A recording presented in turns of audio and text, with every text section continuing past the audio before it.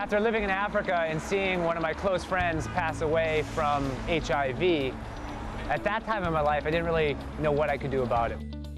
When I was on the show Survivor, I won this reward challenge where I got to play soccer with all these children. And I later found out these children were HIV positive. And it was at that moment I decided that something has to be done. So I got back from the show, I had a little money in my pocket, 15 minutes of fame, and I met up with my soccer buddies, Dr. Tommy Clark, Kirk Friedrich, Matembe and Lovu, and we created Grassroots Soccer. The early days was really, a group of guys working very hard with very little help from other people. We really invested in evaluation, and when we had some good results, then we started getting funding from foundations like Gates and Draper Richards and others.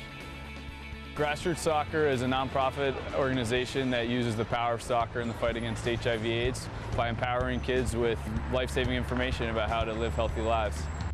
When I was living in Botswana working for Grassroots Soccer and I was playing soccer in the Botswana Premier League, I got to see how sport really could be used for something much greater than wins and losses and how it really could be used for social change. Grassroots Soccer raises money in a bunch of different ways. Through high net worth individuals, through government grants and partnerships, and through fun, exciting events like the New York City Marathon. The Grassroots Soccer Marathon team has, I believe, almost 50 runners committed to raising at least $200,000, which will educate at least 8,000 children in Africa.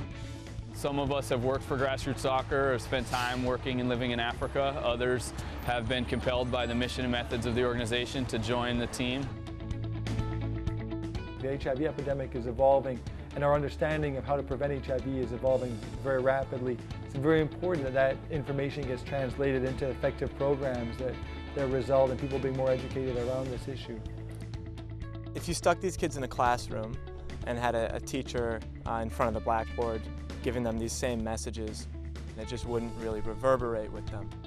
You put them out here on a soccer field or on a netball court and have them do some of these interactive activities, you can grab their attention and you can really get them to focus on the messages that are trying to come across through the Grassroots Soccer curriculum. A lot of these kids come from broken homes, but the people they see every single day are their soccer coaches.